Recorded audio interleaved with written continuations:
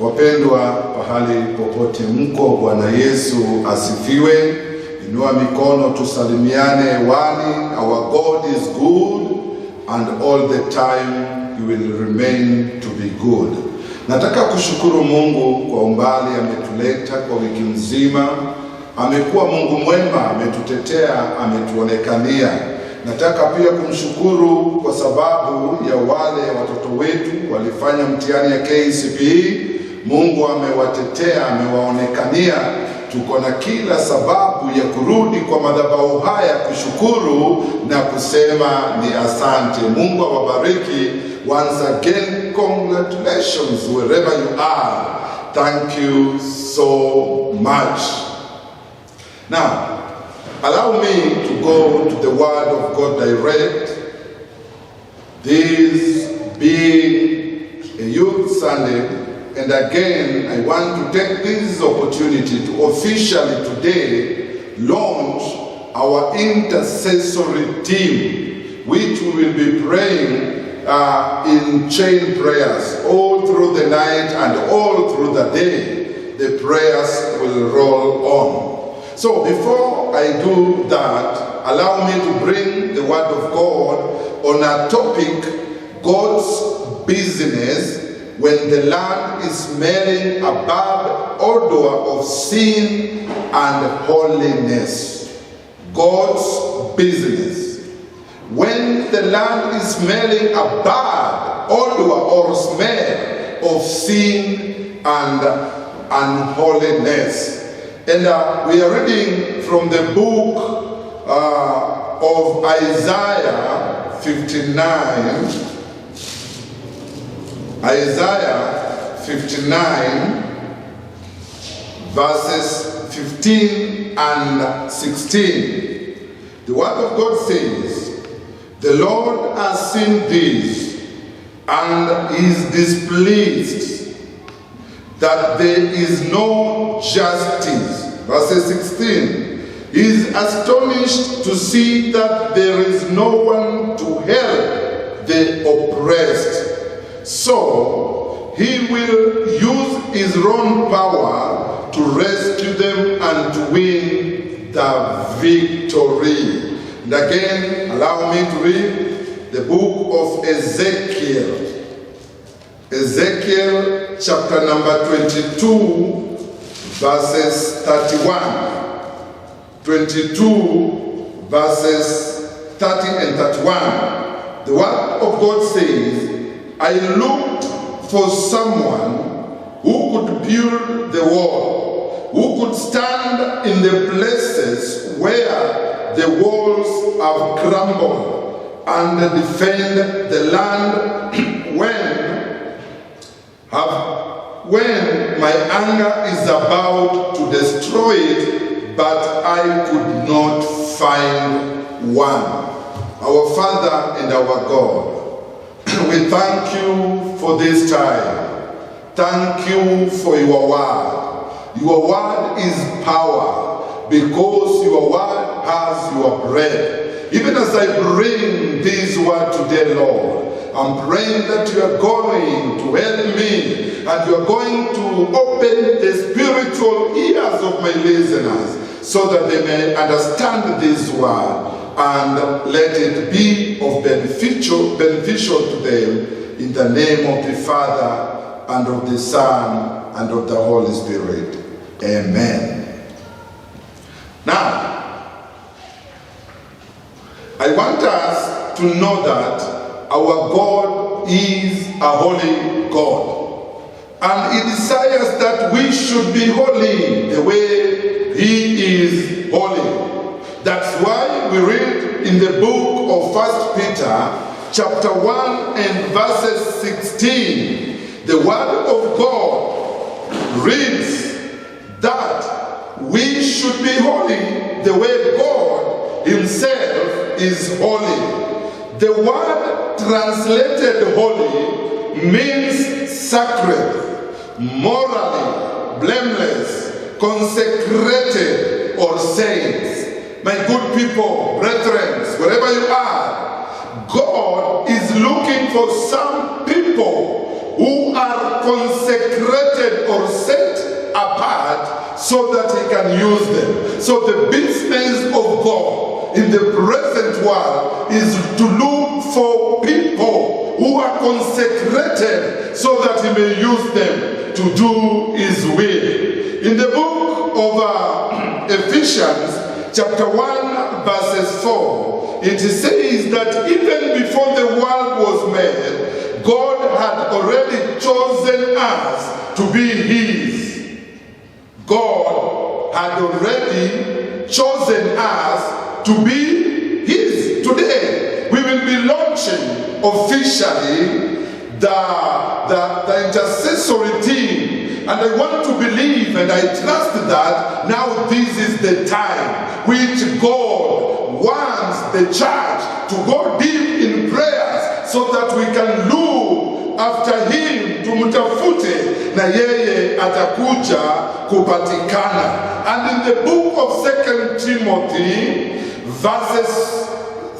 Timothy chapter 1 verses 9, again God is speaking the way he loves us, the way he chose us, vile alituchagua akaweze kututumikia sisi. Kwa hivyo mchana wa leo ni mchana wa kipekee, mchana wenye nguvu, ambapo tunazindua mambo ya kiroho. If we come to our topic, it says God's business when the land is smelling a bad odor or a bad smell of sin and holiness. It comes a time in life of people whereby they turn away from God and they keep on sinning. And when they keep on sinning, then they miss the mark. And when they miss the mark, they become unholy people. And every time in the Bible, whenever people became unholy and dwelt in sin, then they rekindled the wrath of God. So before the wrath of God could come to people, Mungu alikuwa anatafuta watu ambao wanaweza kusimama kwenye pengo kupoesha hasira za Mwenyezi Mungu. Wapendwa, Mungu wetu ni Mungu mwema. Tunapoangalia dunia vile imekaa, tunapoangalia vile nchi imekaa, tunapoangalia vile kanisa limekaa, tunapoangalia vile watu wanenenda, watu wamekaa kwenye dhambi, taifa imekaa kwenye dhambi, the land has been defiled, everything is bad, and then the wrath of God inawaka moto mkali. That's why we are seeing from the book of Ezekiel chapter 22 verses 1 to 31. But where we read from 23 to 31, it is a perfect illustration and an example of what God does when the land is smelling sins. We are seeing from that particular verse that in Jerusalem there is sin. People are sinning. Watu wanafanya makosa. Watu wametenda dhambi. Watu wamemwacha Mungu. Hasira ya Mungu imewaka. So in Ezekiel chapter 31, God is asking, is there anybody who can stand in the gap so that I can avert my wrath on the people of Jerusalem? Mungu anafanya nini anapouliza mambo haya? Kwa ufupi sana, Mungu anauliza, je, kunaye mtu atasimama kwenye pengo hasira yangu iweze kupoa? And then when the Bible speaks about the gap, it is speaking about the intercessors. Can we have somebody who can stand in the gap, who can plead with God, who can be the Habakkuk and tell God the way it is written in Habakkuk chapter 3 verses 2, in your wrath, dear Lord, remember mercy. Angalia vile vitu vinatendeka, watu wanafanya dhambi bila kujali, maovu yanatendeka kila pahali, hivyo ndivyo ilikuwa katika mji wa Yerusalemu kule Israeli. Walitenda jambo, lakini kabla Mungu alete hasira yake, akauliza, akatuma nabii ya Isaya na nabii Ezekiel, enda uangalie, je, kunaye mtu atasimama kwenye pengo kwa sababu ya nchi ambayo inanuka dhambi na kila mtu hana utakatifu? Kunaye mtu atasimama? Is there anybody here in Egerton Pentecostal who can stand in the gap and tell God, these diseases imefika mwisho, tunaomba utusamehe? Kunaye mtu atasimama kwa sababu ya wamama wa kanisa hili na seme, Baba, in your wrath just remember mercy? Who will stand in the gap because of the youth? Who will stand in the gap because of the wazee of this child? Na Mungu aweze kutoa hasira yake.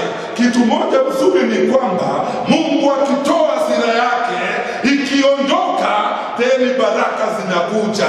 Lakini hasira ya Mungu ikizidi kukaa, watu wanakaa kwa machungu. Ndio unaona hasira za Mungu zimepanda, magonjwa yenye hayana tiba yanaonekana, jamii zinawachana usiku na mchana, vita zimejaa kila mahali, maskini wanafinyiliwa, matajiri wamejiinua, watu wamedharau Mungu, watu wataki maneno ya Mungu, kiburi imejaa ndani yao.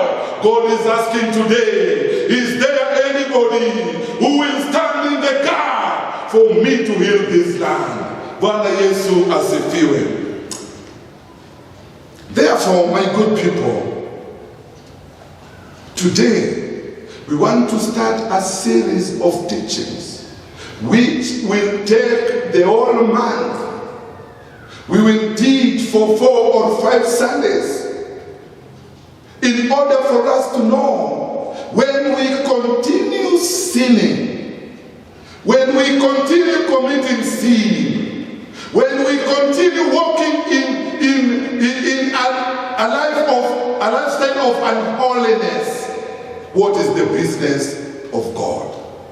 Ama Mungu anakuwa anafanya nini? Hawezi kaa tu na kungoja mambo yaharibike. Lazima atende jambo, lazima kuna kitu Mungu anatenda. Unajua, kitu moja inafanya watu wazidi kutenda dhambi ni kwa sababu mtu anafanya dhambi na aoni Mungu kama ameacha. Mtu anaenda usharati leo, anatoka salama, hata akushikwa, hakuna mtu alimjua, na anarudi kesho yake, anaamka anaona hapo sawa sawa. Kesho kutwa anarudia usharati, anaenda ulevi, hakuna kitu inatendeka, anarudi, anaendelea. I want you to know today, wherever you are, what happens when you continue sinning and hakuna hatua Mungu anachukua. What happens is this: God is giving you the time of grace. You are operating in the time of grace. That is why mwizi anaiba ashikwi na anaendelea kuiba. Sio ya kwamba Mungu hakuoni, Mungu anakuona, lakini anakupatia muda wa neema. Na muda wa neema ni wewe ubadilike, uachane na hiyo dhambi, uachane na hiyo vitu vibaya. Lakini sikia, ukikataa kuendelea, uendelee na hizo dhambi, then God will remove that grace upon you. Ndio unasikia fulani alishikwa na wizi, ndio unasikia fulani amepatikana na vitu vya corruption, ndio unasikia fulani alipatikana kwa ukahaba, ndio unasikia fulani ameuliwa kwa sababu ya vitu fulani. It is simply because you operated in the time of grace, you ignored the time of grace until the wrath of God came upon you. Now, wherever you are, what is the business of God? When people are sinning, what is the business of God? When the land is smelling a bad odor of sin everywhere, God is busy in the business. Na sasa ndio tutaangalia hiyo shughuli za Mungu zenye huwa nafanya for the next 4 Sundays, then we will be given a chance to examine ourselves and to turn from our bad ways and to come back to God for the remission of sin, so that whatever we are doing, harufu itoke safi, ikifika mbele ya Mungu ifurahishe Mungu na tuweze kupata baraka. Now, allow me for today to bring to your attention the things which God does to restore his people. And this is what I call his business. What God does to restore his sinning people, his unfaithful people who are anguishing in sin. Nini kinafanyika? Mungu anafanya nini? This is what God does. Number one, the business of God, number one, when the land is smelling a bad odor of sin and unholiness, while people wanaendelea kutenda dhambi na Mungu juu ako busy kwa shughuli yake. Hizo ndio shughuli nataka tujue. Shughuli ya kwanza yenye Mungu utenda ndio hii. God is always sourcing for intercessors who will stand in the gap to make a way of holiness. When the land is smelling a bad smell of sin, a bad smell of unfaithfulness, a bad smell of unholiness, then God in heaven is busy sourcing for somebody to stand in the gap. Then that is an intercessor. Why are they standing in the gap? They are standing in the gap so that they can make a way of holiness for other people to come to God. Why are they standing in gap? They are standing in gap so that they can cool the wrath of God. Why are they standing in the gap? They are standing in the gap so that we can be redeemed. Why are they standing in the gap? They are standing in a gap because of a weak person who doesn't know even how to make his ways right with God. So we'll be looking in Isaiah chapter 59 verses 9 to 12 and Ezekiel chapter 22 verses 23 to 21. My good people,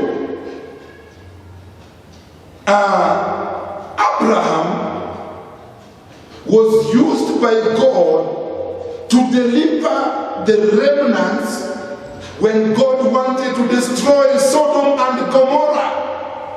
Abraham went there. He stood in the gap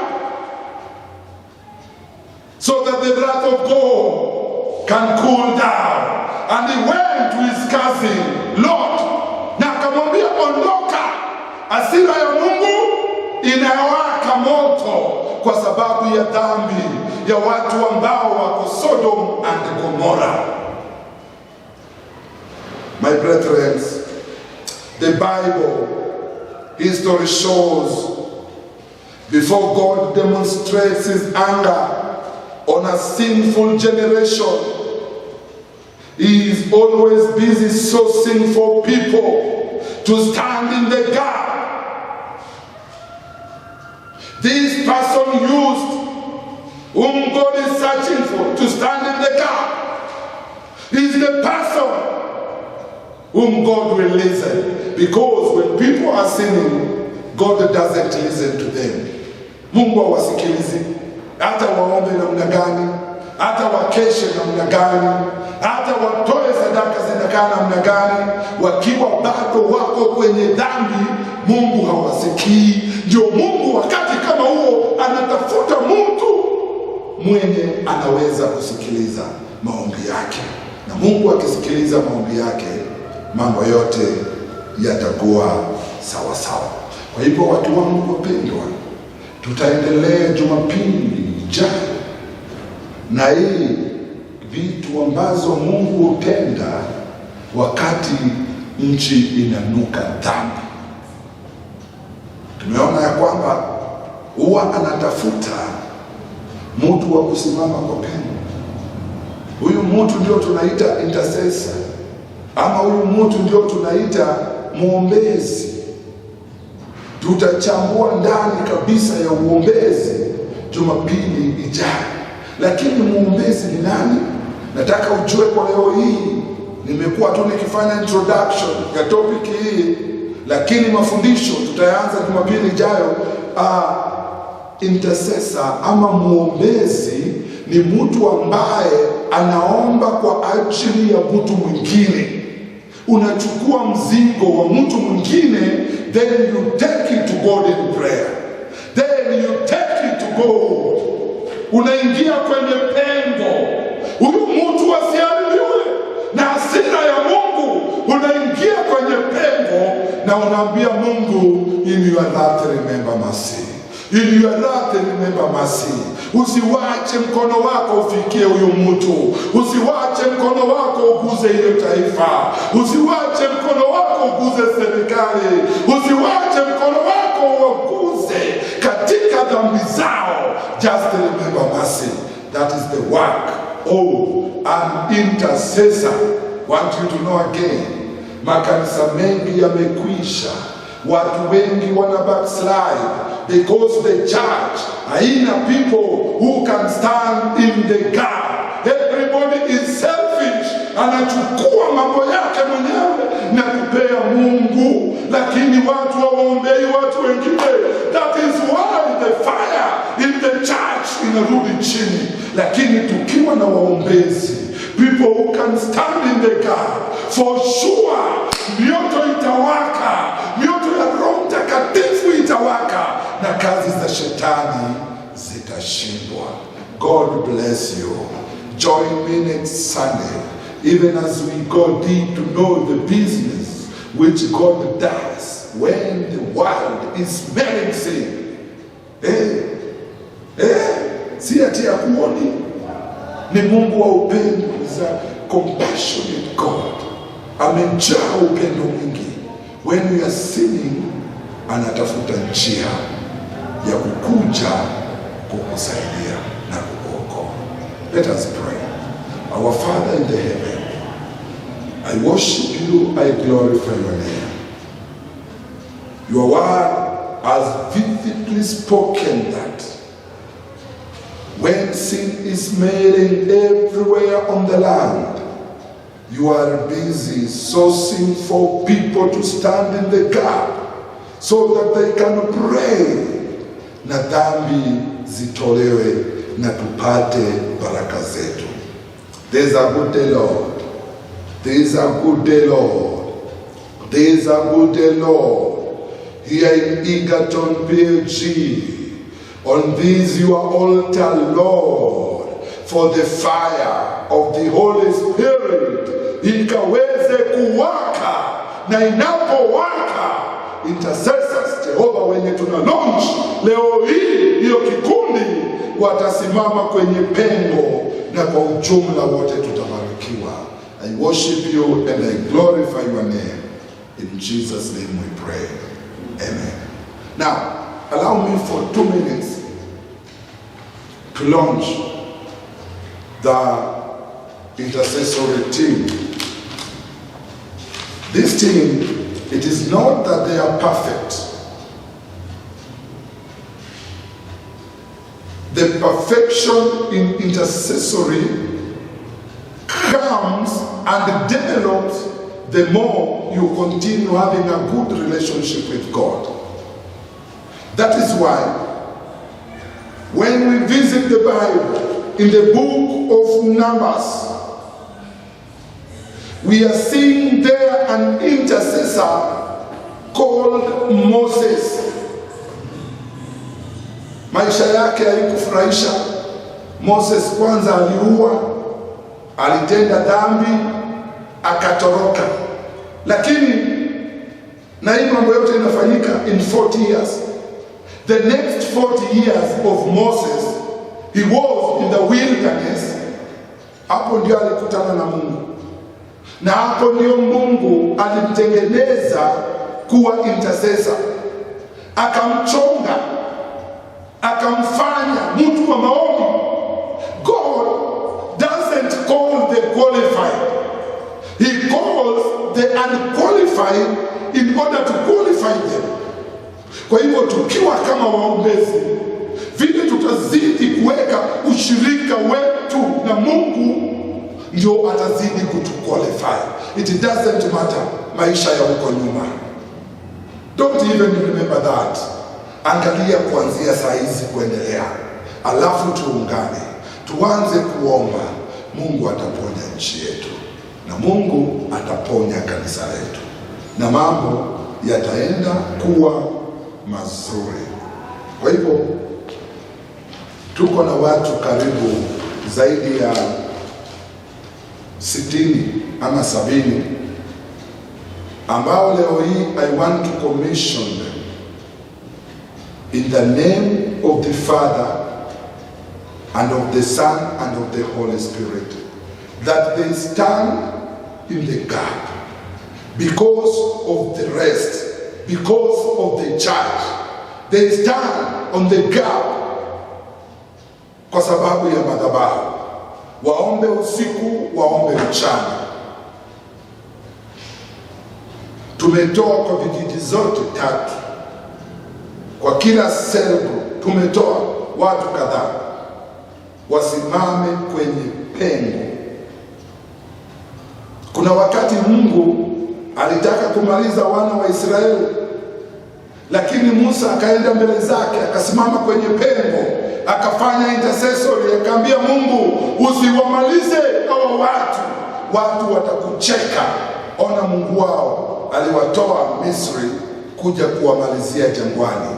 Aliposimama kwenye pengo, Mungu alisikia, na aliposikia akaponya nchi. Hii corona tutaiweza na maombi.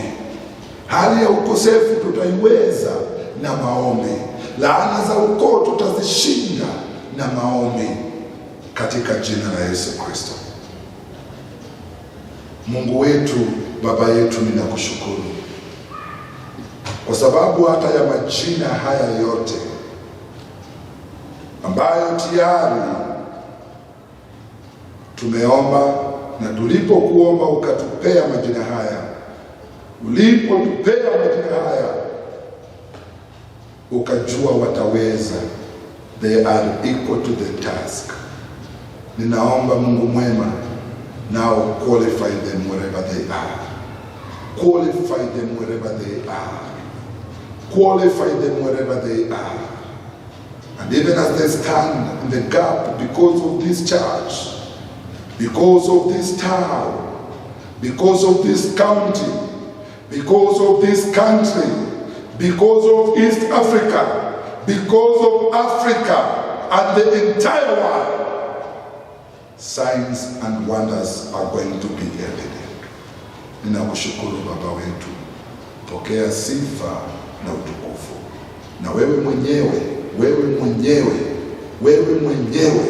ndiyo kiongozi wa hiyo intercessory team. Utawaongoza jinsi ambavyo unataka.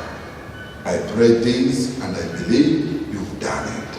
And now Lord, kwa mafuta ambayo umenipea, mahali popote wako wakinitazama katika manyumba, ama wakinisikiliza, ama wakisoma katika mitandao, and I'm now releasing upon them the power of the Holy Spirit, which was seen when the Holy Spirit came in the upper house. Ionekane juu yao. Wengi waongee kwa lugha, wengi waongee kwa dini, wengi waongee kwa lugha ya mbinguni. Wanapoombea mtu mgonjwa apone, wanapokemea pepo litoke. Ishara na miujiza ni kwako. Asante Baba, wewe ni mwema. In Jesus' name I pray. Amen. Now, by the powers invested in me by God, the Father, the God of Abraham, the God of Isaac, the God of Jacob, I now commission you to start the intercessory prayers wherever you are. In Jesus' name we pray. Amen. Mungu awabariki. Shalom. See you next Sunday. Amen.